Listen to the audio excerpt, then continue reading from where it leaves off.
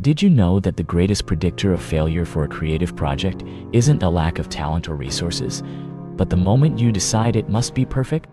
I learned this in the ruins of my own ambition, surrounded by the beautiful, polished skeletons of things I never finished. I was a ghost living in a museum of my own potential, and the only person who couldn't see the exhibits was me. For years, I believed my worth was not in what I did, but in what I could do, in that flawless, distant masterpiece forever on the horizon. It was a quiet, respectable kind of hell, the kind where you bleed invisibly, and the world compliments you on your pristine bandages. I would sit with a blank page, a blank canvas, a blank plan, and my mind would already be at the finish line, at the glorious, shining completion. But between me and that vision was a chasm so wide and so terrifying, filled with the possibility of missteps, of ugly first drafts, of clumsy intermediate versions, that I could not bring myself to take the first step. So I prepared. I researched endlessly. I organized tools. I sought better methods. I waited for the perfect conditions, the perfect mood, the perfect alignment of stars that would guarantee a perfect result. And I waited, and the silence of the things I did not create grew into a deafening roar in my life. The weight of that unborn work became my identity. I was the person who was going to do the great thing.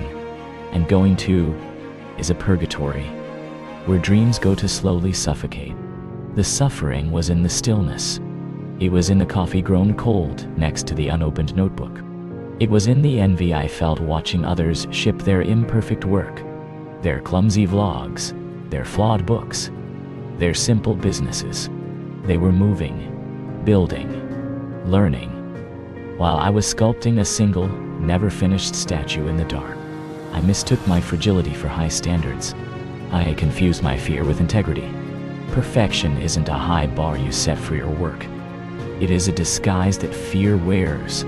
It's the enemy dressed as an ally, promising excellence, but delivering only paralysis.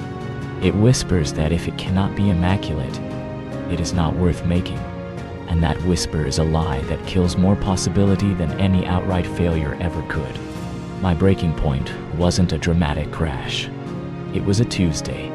It was looking at another year passing, not with a bang of failure, but with the whisper of nothing.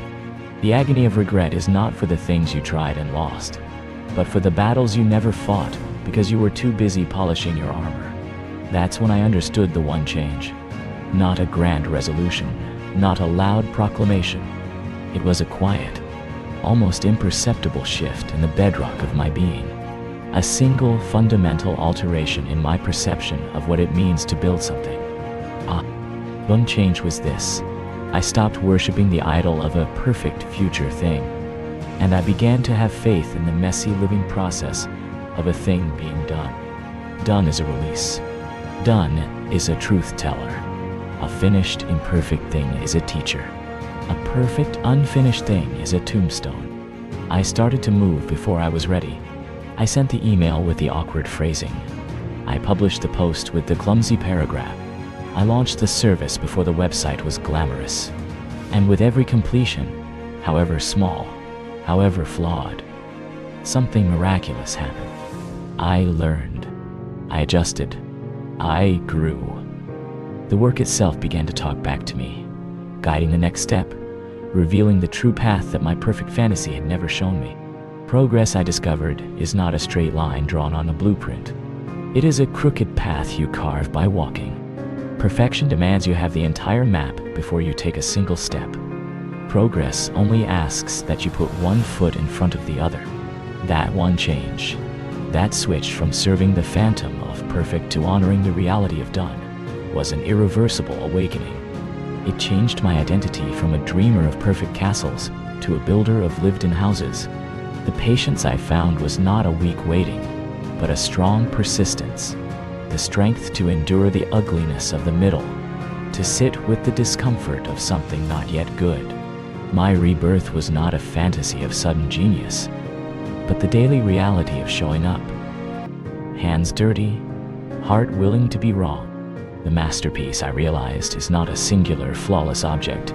It is the body of work. It is the sum of all the finished, imperfect things that together tell the story of a life spent courageously in the arena, not safely in the stands.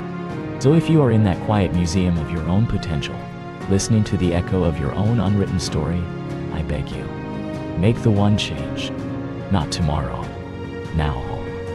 Pick the smallest, most neglected thing, the email, the sketch, the conversation, the first brick, and complete it. Let it be ugly, let it be wrong, but let it be done. Then do the next one, and the next. Do not build a monument to perfection.